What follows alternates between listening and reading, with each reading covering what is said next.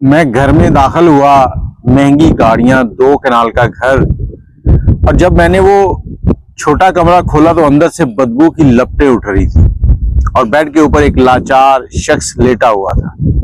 अस्सलाम वालेकुम, कैसे हैं आप लोग? मैं हूं आपके साथ अदनान और आज एक दोस्त के वालिद की दुख भरी दास्तान सुनाने जा रहा हूं आपको।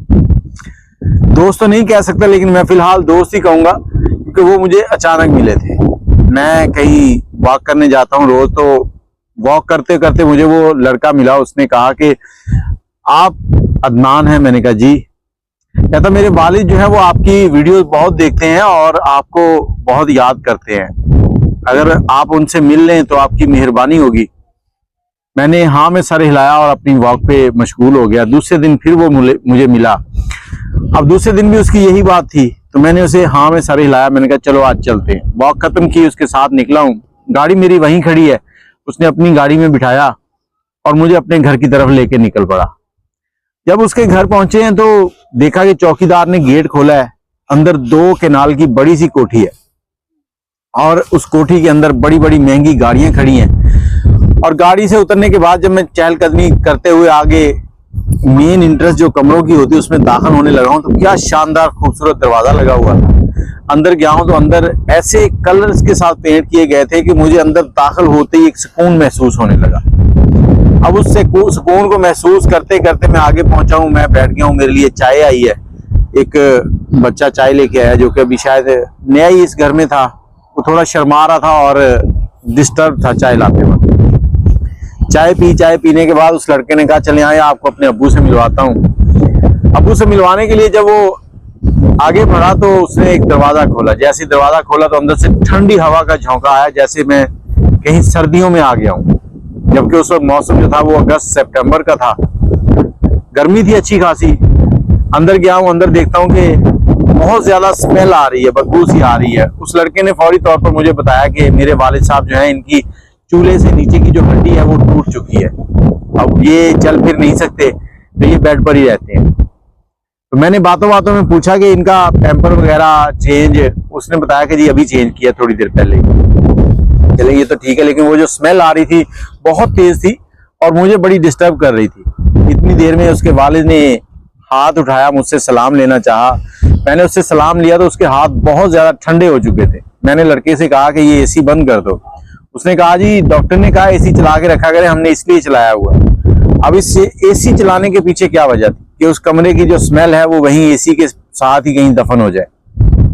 बाप ठंड से मर रहा है, उसको ठंड लग रही है और वो एसी चला रहे हैं। अब उसका बाप जो है वो थोड़ी बात कर रहा है, तारीफें कर रहा है। मैं सुन रहा हूँ, कुछ बातें समझ आ रही हैं, कुछ नहीं आ रही। बहुत धीमे लहजे में, बड़ी शाइस्तगी के साथ। और उससे पहले उसकी बीवी मुझे बालकनी में मिली। मैंने उनको माँ जी कह के सलाम किया। वो भी कुछ बात करना चाह रही थी, लेकिन साथ उनका बेटा था, वो खामोश हो गई।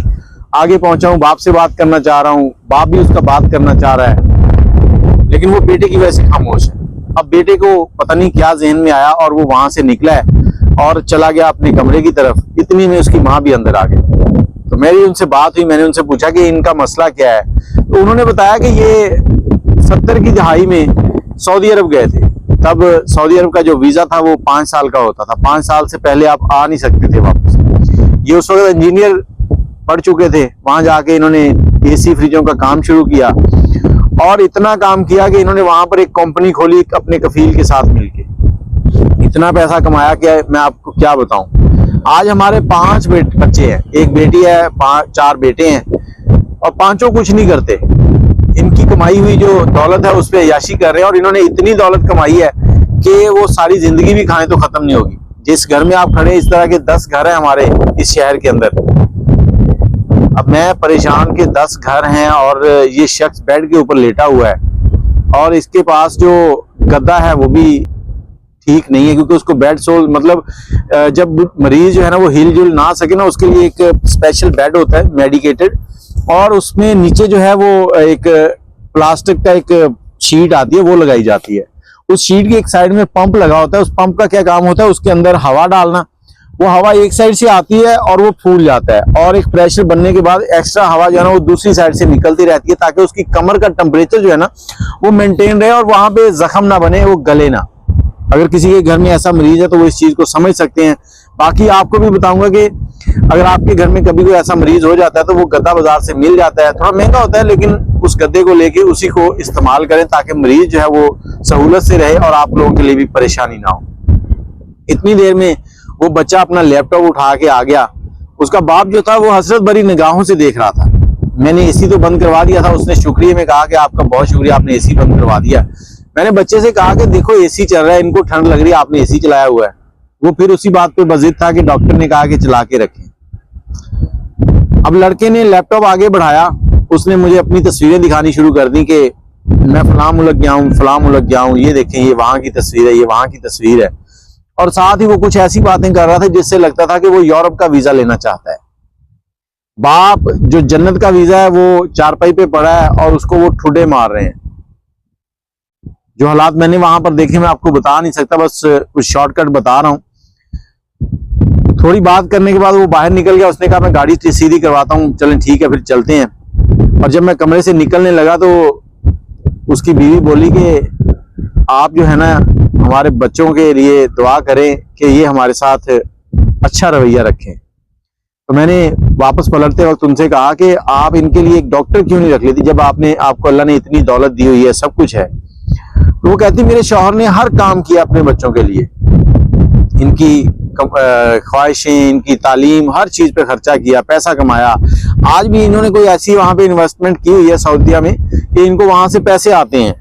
लेकिन मैंने एक बार बच्चों से कहा था कि एक डॉक्टर रख लेते हैं और वो आया करेगा, देख के चला जाया करेगा, इनकी ट्रीटमेंट चलती रहेगी। तो बच्चे कहते हैं कि लोग क्या कहेंगे कि अपने बाप की देखभाल नहीं कर सकते। बजाय इसके कि लोगों की बातें सुन लें, बाप की देखभाल डॉक्टर से करवा लें, ये भी नहीं कर रहे और खुद से भी बाप की देखभाल नहीं कर रहे। उसके कमर के ऊपर बहुत गहरे जख्म थे, मैंने पायोडीन उठाई है, वो लगाई है, उनको साफ किया है। उसके बाद मैं उनसे बहाना करके, क्योंकि वो जो स्मेल आ रही थी कमरे में वो बर्दाश्त नहीं हो रही थी, मैं बहाना करके निकला हूँ और उनसे इजाजत लिया और अपने घर की तरफ आ गया हूँ। मैं यहाँ पर यही कहना चाहूंगा कि वो बच्चा यूरोप का टिकट तो ले लेगा लेकिन शायद जन्नत का टिकट ना ले सके। उनके घर में महंगी नस्ल के कुत्ते थे जो इंग्लिश समझते थे और ऐसी नस्ल के कुत्ते थे कि जिनको अगर आप मालिक बदल दे तो वो किसी को भी काट सकते थे, क्योंकि उनको अपने मालिक से इतना लगाव था। और वो छोटे छोटे लाकर उन्होंने पाले हुए थे, उनको इंग्लिश में जो भी कहते थे वो समझ रहे थे। लेकिन इस घर के जो असली और नस्ली बच्चे होने चाहिए थे वो नस्ली नहीं थे, वो कोई बात नहीं समझते। उनको बाप की मजबूरी बिल्कुल समझ नहीं आ रही।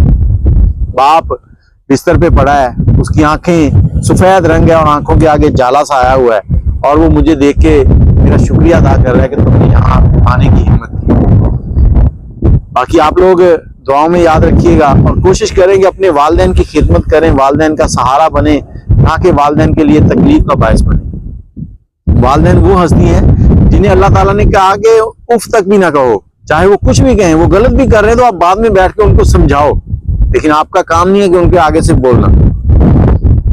हम लोग कई बार ये कहानियां सुनते हैं, कहानियां सुनते सुनते रो पड़ते हैं और रोने के बाद जब उसका असर खत्म होता है तो फिर वही बातें, वही माँ बाप से ऊंची आवाज में बोलना, वही माँ बाप को डांटना। मैं फिर से कहूंगा कि अपने माँ बाप का ख्याल रखें। ये ऐसी दौलत है जो अगर लूट गई तो वापस नहीं आती। राय कमेंट में जरूर दीजिएगा। कहानी शायद आपको समझ ना आई हो। अल्लाह हाफिज।